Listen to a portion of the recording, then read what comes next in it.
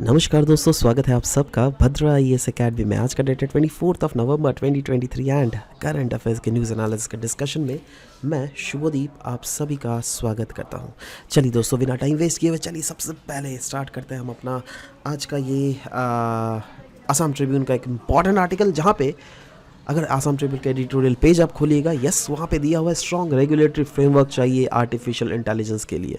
क्योंकि artificial intelligence मतलब क्या, ये एक ऐसा इंटेलिजेंस फैक्टर है जो क्या सुपर ह्यूमन की तरह काम कर रहा है। मशीन्स काम करेंगी और मशीन्स डिसीजन लेती है। इनफैक्ट पहले अगर देख लेते हैं एप्लीकेशंस, अगर कुछ देख लीजिएगा आर्टिफिशियल इंटेलिजेंस का, इन सारे सेक्टर्स में एप्लीकेशंस है। क्या क्या चीज़ नहीं करती है आर्टिफिशियल इंटेलिजेंस, आप सोचिए ना। हेल्थ केयर में, फाइनेंसिंग में, बैंकिंग में, एजुकेशन ले लीजिए, एग्रीकल्चर, मैन्युफैक्चरिंग, हर चीज़ में अभी क्या हो रहा है ना, दैट आर्टिफिशियल इंटेलिजेंस का पुरजोर इस्तेमाल किया जा रहा है, राइट। मैं अगर आपको छोटा एक एग्जांपल दूंगा, दैट आपने अगर से फॉर एग्जांपल आज आपने कुछ सर्च किया हेडफोन, ठीक है ना। आप कोई भी वेबसाइट में हेडफोन सर्च कर रहे हो और कल को देखिएगा आपको हेडफोन के जो प्रचार आने स्टार्ट कर देंगे। What is this? क्योंकि उसने देखा दैट आपको हेडफोन चाहिए, राइट। तो वो हेडफोन का ही जितने भी सारे एडवर्टाइजमेंट है वो आपको डाल रहा है, right. So this is what, this is a kind of artificial intelligence. बहुत समय तो आपने ऐसा देखा होगा, आप अपने दोस्त के साथ बात कर रहे हो, आपने इंटरनेट में सर्च नहीं किया है, आप अपने दोस्त के साथ बात कर रहे हो दैट यार मुझे तो गोवा जाना है ना। तो अचानक से आपका फ़ोन भी बहुत समय क्या होता है ना, दैट वो चीज़ जो है, yes Google is very much active, वो हेयर करके भी बहुत समय आपको उसका ऐड दिखा देता है, राइट। सो इस टाइप के चीज़ें हैं आर्टिफिशियल इंटेलिजेंस। आर्टिफिशियल इंटेलिजेंस इसीलिए तो बोला गया ना दैट ये काइंड ऑफ सुपर ह्यूमन है। ह्यूमन तो नहीं, ह्यूमन से भी आगे है। ह्यूमन भी सामने वाला, सोचो ना, इंसान भी वो नहीं सोच पाता है जो कि ये सोच लेता है। मतलब ये इनका पावर कहीं ना कहीं ह्यूमन के ऊपर ज़्यादा हमें देखने को मिल रहा है, राइट। और यही चीज़ बोला जा रहा है, जब ऐसा हो जाएगा तो कल को ये जो है ना ह्यूमन को ओवर पावर कर सकता है। इसीलिए it is very much important that AI development जो दुनिया भर में हो रहा है, इसको गवर्न करना इज़ वेरी वेरी इंपॉर्टेंट।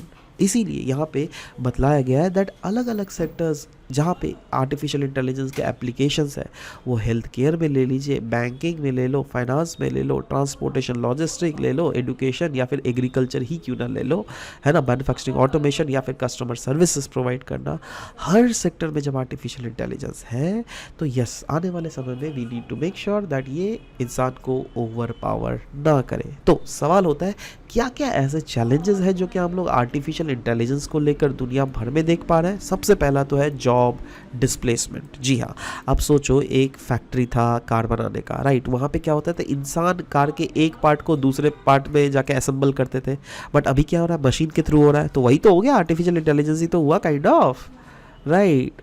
तो इससे क्या हो रहा है, इनडायरेक्टली जॉब रिप्लेसमेंट हो रहा है। आप खुद सोचो, पहले क्या होता था, डिज़ाइनर्स होते थे ना, है ना। पहले आप बोलते थे चलो भाई मैं कुछ डिज़ाइन करवाना चाहता हूँ दैट मैं प्लानट में हूँ, है ना। अभी आप अपना फ़ोटो को आप सिंपली लगा सकते हो दैट मैं सैटर्न के चारों तरफ एज एन स्पेसशिप में घूम रहा हूँ, है ना। और ऐसा इमेजिनेशन करके आप दे सकते हो और वैसा ही फ़ोटो क्रिएट हो जाएगा आपको। मतलब डिज़ाइनर का तो काम गया, उनका तो जॉब गया, हुआ ना, किसी का तो जॉब गया भाई। यहाँ पर आपको तो क्लियरली ये दिख रहा है यार, है ना।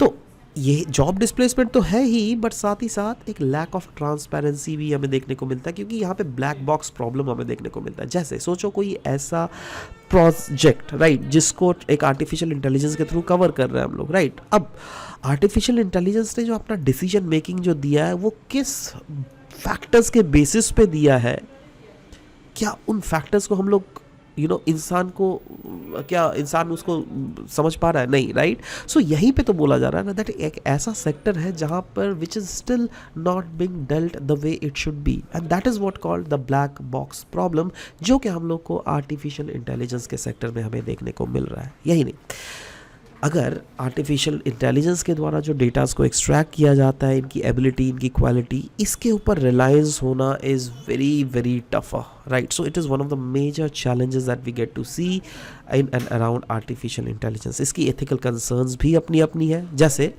क्लियरली बोला गया है दैट इसका जो डिसीजन मेकिंग होगा, है ना, आने वाले समय में अगर आर्टिफिशियल इंटेलिजेंस के थ्रू अगर मैं कोई decision making process carry out कर रहा हूँ, क्या वो एथिकल होगा, क्या वो इंसान को इम्पैक्ट पॉजिटिवली या फिर नेगेटिवली करेगा, ये इसके बारे में लेकिन आने वाले समय में बहस ज़रूर हो सकती है। इसीलिए बोला जा रहा है that yes there is a big ethical concern as to the major challenges of artificial intelligence which we get to see here, right?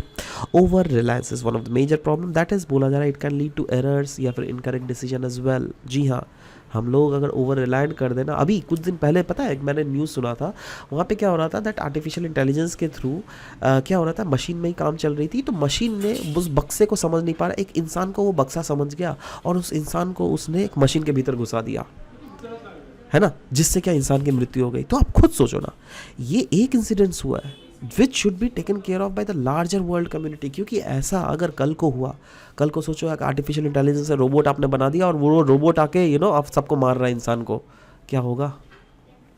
तो यही बोल रहा है दैट ओवर रिलायंस जो है वो आने वाले समय में एक बहुत बड़े बड़े एरर्स भी क्रिएट कर सकता है, जिसके कारण हमें इनकरेक्ट डिसीजन मेकिंग भी देखने को मिल सकता है। And next is security risk, that is बोला जा रहा है दैट बेसिकली जो आर्टिफिशियल इंटेलिजेंस के आस्पेक्ट में कहीं ना कहीं साइबर सिक्योरिटी रिलेटेड आस्पेक्ट्स में लेकिन थोड़ी वल्नरेबिलिटीज हमें देखने को मिलता है, क्योंकि अगर एक नॉर्मल कंप्यूटर को तो हैक किया जाता है, बट आर्टिफिशियल इंटेलिजेंस को हैक करना ईजी रहता है, क्योंकि नॉर्मल कंप्यूटर को कौन चला रहा है, हम इंसान, राइट, बट आर्टिफिशियल इंटेलिजेंस तो खुद ही काम कर रहा है, राइट। तो उसको मैनिपुलेट करना, हम इंसान को तो इमोशनल्स होता है ना, इमोशनल इंटेलिजेंस हमारा काम करता है, बट क्या आर्टिफिशियल इंटेलिजेंस के पास उतना इमोशनल कॉन्स्टेंट है, नहीं, right. So that is a main problem, that security risk भी जो है इसके एस्पेक्ट्स में हमें देखने को मिल सकता है। कल को सोचो एक हेल्थ केयर, है ना, कल को सोचो आर्टिफिशियल इंटेलिजेंस के थ्रू एक ऑपरेशन चल रहा है ना, और अचानक से किसी ने उस थोड़ा अगर ग्लिच आ गया, अगर वहाँ पे साइबर अटैक हो गया, तो जहाँ पर वो सुई आपके मसल्स में घुस रहा था, वही सुई हड्डी में जाके भोग देगा वो। समझ रहे हो मैं क्या बोलना चाह रहा हूँ, राइट। तो यस, साइबर सिक्योर अटैक से आप कुछ भी कर सकते हो, राइट। इनफैक्ट देखो आर्टिफिशियल इंटेलिजेंस इंपॉर्टेंस क्यों है, that importance can be gauge by the fact that 2020 में एक क्वेश्चन आया था प्रीलिम्स में, can you solve this question and do answer the correct answer of it in the comment section below। अगर वो correct रहेगा then I will be giving you a heart in your answer, ठीक है। So do write this answer, which one is the correct one, ठीक है। Next, the Hindu का ये article है, India and Japan converge in the south east Asian region. देखो अब क्या हो रहा है ना, अभी हमें देखने को मिल रहा है दैट फिलीपींस जो है ना, जो कि एक one of the Asian nation है साउथ ईस्ट एशिया में, वो जापान और इंडिया के तरफ टर्न हो रहा है इन एस्पेक्ट ऑफ डेवलपमेंट या फिर सिक्योरिटी रिलेटेड एस्पेक्ट्स में। वो चाइना से दूर जा रहा है, चाइना लेड प्रोजेक्ट से वो दूर जा रहा है और जापान और इंडिया के ज़्यादा करीब आ रहा है। तो सवाल होता है फिलीपींस और चाइना का क्या इशू है भाई। देखो मेन जो इशू है ना वो साउथ चाइना सी को लेकर है ना। अगर चाइना देख लीजिएगा, नैन डाइश लाइन के भीतर वाला टेरिटरी वो अपना बोलता है, बट फिलीपींस भी बोलता है नहीं भाई ये वाला टेरिटरी तो मेरा फिलीपींस का है ना। तो यहाँ पर एक बहुत बड़ा डिस्प्यूट है। अब चाइना देखो इतना बड़ा जायंट है, क्या उससे कोई लड़ाई कर पाएगा? उतने छोटे देश तो नहीं कर पाएंगे ना, राइट। नेक्स्ट, टेंशंस कहीं ना कहीं टेरिटोरियल क्लेम्स को लेकर बहुत ज़्यादा बढ़ गया। क्यों? क्योंकि इस 9 डैश लाइन के बीच में चाइना की मैरीटाइम एक्टिविटीज़ बहुत ज़्यादा बढ़ गई है। फिलीपींस वाटर में चाइनीज़ वेसल्स घूमते हैं और किसी का मानते भी नहीं है उनकी बातें।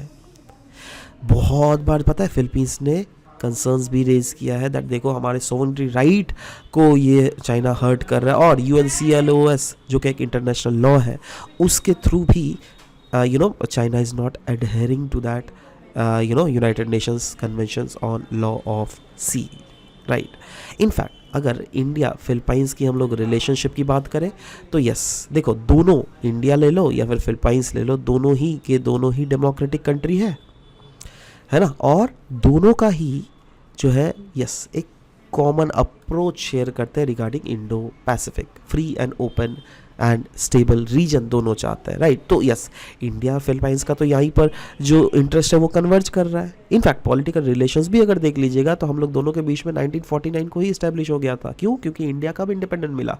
1947।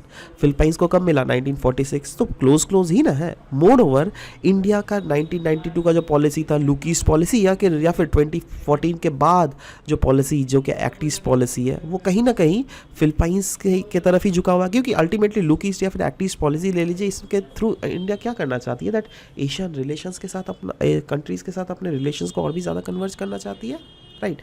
And that is what is happening. Next is economic relation. India is currently the Philippines' fifth largest trading partner.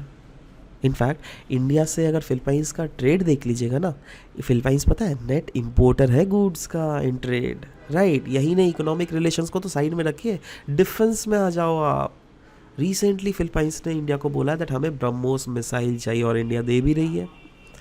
In fact क्या हम लोग मैरीटाइम डोमेन में भी इंडिया फिलीपाइंस के साथ काम कर रही है। जॉइंट पेट्रोलिंग ले लो, इंफॉर्मेशन का एक्सचेंज ले लो, क्या क्या नहीं कर रही। इनफैक्ट इंडिया ने एक ऑफर भी किया है फिलीपाइंस को कंसेशनल लाइन ऑफ क्रेडिट, जिससे फिलीपींस अपने डिफेंस रिक्वायरमेंट को पूरी कर सके।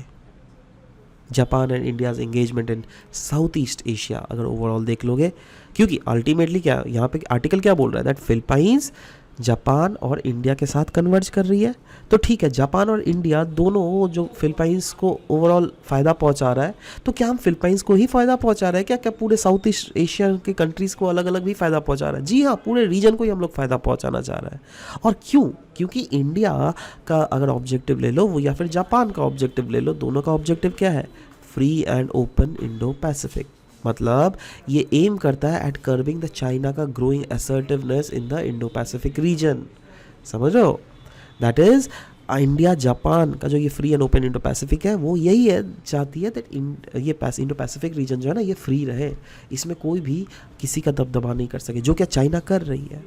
दोनों ही कंट्रीज, इंडिया जापान ले लो, दोनों ही पार्टनरशिप है एशियान के साथ, जिससे इन्हांस करना चाहते हैं वो इकोनॉमिक, पॉलिटिकल और cultural ties with the member Nations. यही नहीं, इंफ्रास्ट्रक्चर डेवलपमेंट की भी अगर बात करें तो जापान ने बहुत सारे इनिशिएटिव जैसे partnership for quality infrastructure, right, इसको इन्वॉल्व किया है in the infrastructure development projects in the south east Asia. मतलब यस, बहुत सारे जापान, इनफैक्ट बहुत सारे इनिशिएटिव सिर्फ जापान इन कंट्रीज़ में नहीं, इंडिया में भी कर रही है। इंडिया का नॉर्थ ईस्ट रीजन में बहुत सारे प्रोजेक्ट्स तो जापान फंडेड है, ठीक है। सो वही बोला गया दैट यस, इंफ्रास्ट्रक्चर डेवलपमेंट के केसेस में भी अगर देख लीजिए, yes, there are an number of infrastructural developmental projects which are running in the various parts of South east Asian countries, right.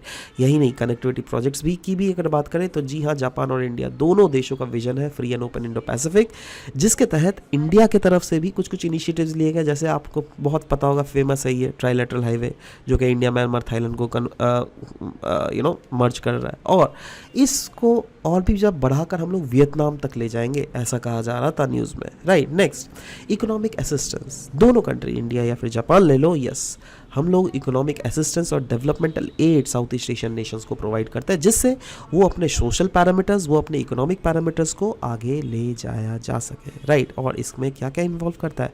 Financial support, capacity building, technology की transfer. यही नहीं, security corporation की अगर बात करें तो जी हाँ, जापान और India have engage in the security dialogues and joint military exercises, है ना, with south east Asian countries. जितने साउथ ईस्ट एशियन कंट्रीज है, यस, सिक्योरिटी एस्पेक्ट ले लो, मिलिट्री एस्पेक्ट ले लो, यस, दोनों कंट्री, जापान ले लो या फिर इंडिया, हम लोग कॉमन सिक्योरिटी चैलेंजेस, जो क्या मेन खतरा है चाइना से, राइट, उनको कन्वर्ज करने के लिए yes, we are cooperating with each other. Overall अगर यहाँ पे बात कर ही रहे तो क्यों ना, मैं सोचा इंडिया जापान रिलेशंस के भी बारे में थोड़ा बात कर ही ले, जिससे कि आप लोगों को ओवरऑल एक मिल जाएगा दैट हाँ, किस किस सेक्टर में हम लोग की रिलेशंस बहुत अच्छी है। जिसमें अगर डिफेंस सिक्योरिटी बात करें तो yes, India and Japan vision 2025, जिसके तहत दोनों country, India as well as Japan, एक साथ काम कर रही है, जिससे क्या इस रीजन में ओवरऑल पीस और प्रॉस्पेरिटी लाया जा सके इंडो पैसिफिक रीजन और साथ ही साथ दुनिया में, राइट। यही नहीं, रिलेशनशिप जो है ना वो हमारा काफ़ी ज़्यादा एलिवेट हुआ है to special strategic and global partnership. ये कब हुआ था? 2+2014 में ही 2+2 डायलॉग भी कैरी आउट होती है इंडिया जापान के बीच में। यही नहीं, हम लोग दोनों देश का एक ही एम है दैट ये जो इंटरनेशनल ऑर्डर होना चाहिए जो कि इंडो पैसिफिक में अभी हमको देखने को मिल रहा है, दैट शुड बी इंक्लूसिव, जो कि हर एक देश को इंक्लूड करे और साथ ही साथ रूल बेस्ड, और जो कि रूल बिल्कुल हमें चाइना को दिख रहा है दैट चाइना वो रूल तोड़ रही है, क्योंकि दूसरे देशों के अगर आप सोवरेनिटी के भीतर हमला करोगे तो ये तो रूल तोड़ना ही ना हुआ। Next is free and open Indo Pacific, है ना, इसको भी ऑफ कोर्स दोनों कंट्री प्रमोट करता है ना। Acquisition and cross serving agreement with India has been done with Japan in many fronts, right. Military exercises अगर देख लोगे, जैसे आर्मी हमारी क्या करती है जापान के साथ, धर्मागार्जन, राइट, वैसे ही एयरफोर्स वीर गार्जन, वैसे ही Milan exercise, JIMEX exercise, Malabar exercise, in all these exercises India and Japan is coming together, right. Economic front में अगर देख लीजिएगा, यस, जापान इंडिया का बैलेंस ऑफ पेमेंट क्राइसिस 1991 को के समय काफ़ी ज़्यादा उन्होंने हेल्प किया था। दोनों के देश में बायलैटरल ट्रेड अगर देख लीजिएगा $20 बिलियन से भी ज़्यादा है, right, in the year 2022। In fact Japan जो है ना इंडिया का 4th लार्जेस्ट इन्वेस्टर है, और ये कब का डेटा, मैं 2020 का डेटा बोल रहा हूँ। Industrial competitiveness partnership CEPA, yes, comprehensive and economic partnership agreement, ये दोनों देशों के बीच में साइन हुआ है सिंस 2011। नेक्स्ट, न्यूक्लियर कॉर्पोरेशन के सेक्टर में, yes, India Japan nuclear deal 2016, जो क्या हेल्प करेगा इंडिया को, इंडिया भी नॉन मिलिट्री पर्पज़ के लिए अपने न्यूक्लियर फैसिलिटीज़ को यूज़ कर सके, जिसमें 6 nuclear reactor in southern India बन रहा है, राइट। तो ये सब एस्पेक्ट है रिलेशंस के दोनों देशों के बीच में। नेक्स्ट इज लाइवमेट का ये आर्टिकल है, यहाँ पे हाउती रेबल्स के बारे में डिस्कस किया गया है। हाउती रेबल्स, रिसेंटली न्यूज़ आया था दैट इंडिया बाउंड एक कार्गो शिप था, उसको इन्होंने हाईजैक कर लिया था। बाद में इजराइल गवर्नमेंट ने इसमें क्लेम को डिक्लाइन भी किया, दैट बोला है दैट नहीं भाई, ये जो शिप था ये ब्रिटिश कंपनी के द्वारा ओन किया जाता था और ऑपरेट किया जा रहा था भाई जापानीज़ फर्म। अच्छा, ये जो इंसिडेंट हुआ क्यों? अब देखो, यमन एक शिप को हाईजैक करेगा क्यों भाई? हम तो इनको तो देखते नहीं थे पायरेट्स के रूप में, ज़्यादातर सोमालियन पायरेट्स के बारे में हम लोगों ने नाम सुना है, तो ये अचानक से ये एक्टिविटी क्यों करने लग गए? क्योंकि देखो, पूरे जो मुस्लिम वर्ल्ड है ना वो खफा है इजराइल से, है ना। जो कंट्री इजराइल को सपोर्ट कर रही है उनको ये नुकसान पहुंचा रहा है। ऑफ कोर्स यहाँ से भी ये मिसाइल्स भी दाग रहा है, बट ऑफ कोर्स यहाँ दूर है यार, है ना, मिसाइल्स को जाने के लिए सऊदी को पार करना पड़ेगा, right, which is right. So yes, ये इसीलिए ये क्या कर रहा है, दैट मेक श्योर कर रहा है दैट जो भी एक्टिविटीज़ हो जिससे हम लोग इनडायरेक्टली पैलेस्टीन को सपोर्ट कर सके, वो चीज़ इनके द्वारा किया जा रहा है। उसी एक्ट में ये किया गया था। हाउती रिबल्स की अगर बात करें, यस, ये शिया मुस्लिम कम्युनिटीज़ है, राइट।